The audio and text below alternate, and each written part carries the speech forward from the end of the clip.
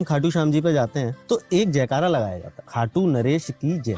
खाटू नरेश कौन है? क्योंकि खाटू श्याम जी को खाटू नरेश नहीं कहा जाता है, जहां तक मैंने सुना है। बट एक्चुअल में क्या कथा है, जरा इसके बारे में बताएं। जिस स्थान में हम जाते हैं उस स्थान की महिमा होती है। मैं आपको एग्जांपल देता हूँ। ठीक है। आप जब नीलकंठ जाते हैं तो आप स्थान का नाम लगाते हैं, नीलकंठ महादेव की जय।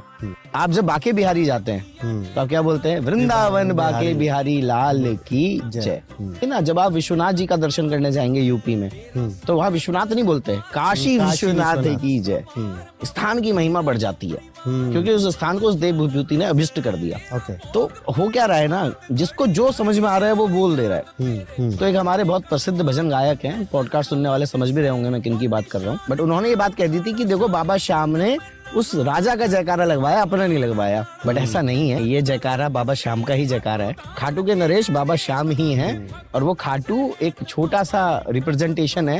एक्चुअल में तो वो पूरी दुनिया के राजा बनकर बैठे। एक्चुअली राजा भी वही होता है ना जो पालनहार होता है। बिल्कुल। और खाटू के पालनहार तो खुद खाटू श्याम जी है। और अब देखिए ना, सनातन धर्म में पालनहार किसको माना गया है? विष्णु को। और खाटू में बाबा की पूजा विष्णु रूप में। तो ये थोड़ा सा कंसेप्ट है कि खाटू नरेश किसी राजा का, वो बाबा का, स्पेसिफिक बाबा का जयकार है। आप जब जब खाटू नरेश बोले तो आपके मन में उस शीश के दर्शन होने चाहिए जो खाटू में विराजित है।